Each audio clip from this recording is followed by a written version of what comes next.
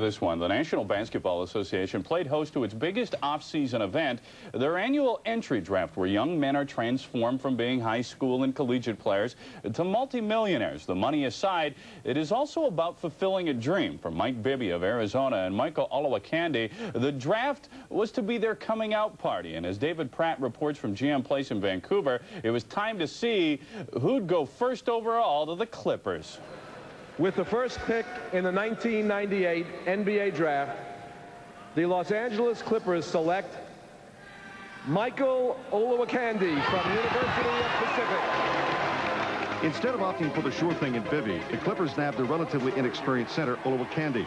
He averaged over 22 points and 11 rebounds a game his senior year, but he is still considered a project. The Candyman has only played competitive basketball for less than 4 years and had never played in an NCAA tournament game.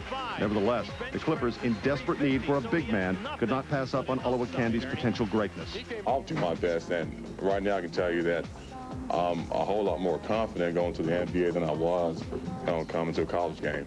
With the second pick in the 1998 NBA draft, the Vancouver Grizzlies select Mike Bibby from the University of Arizona.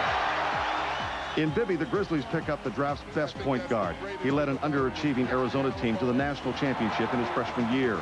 After Antonio Daniels disappointed as a rookie last season, Bibby should be able to step right in and quarterback the team. He can break down most defenses and has a better-than-average jump shot. He should instantly improve the Grizzlies. I'm going to try to make the biggest impact I can, do what I did in college, come in, try to run the team, do whatever it takes. At 3, the lowly Denver Nuggets took Kansas forward Rafe LaFrentz. Then came a rather strange twist.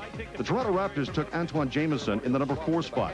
Golden State took Vince Carter at 5 and then immediately traded Carter and cash to the Raptors for Jameson. In Carter, the Raptors get what many believe is the most athletic player in the draft. Playing in the shadow of All-American Antoine Jameson, Carter finally lived up to all the massive hype that followed him out of high school. Despite not being a great ball handler, Carter improved his perimeter game, and there was not a better leaper in the college game than Carter.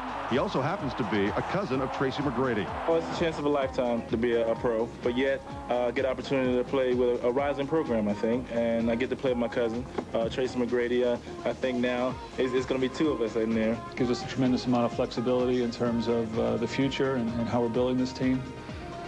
You know, he's a good guy and a very high character, which is one of the things we wanted to emphasize in this draft. Perhaps the only real surprise for both the Grizzlies and the Raptors in this draft was the fact that there really was no surprise. The Grizzlies got their man on Mike Bibby, and despite the trade between Toronto and Golden State, at the end of the day, Vince Carter is still a Raptor.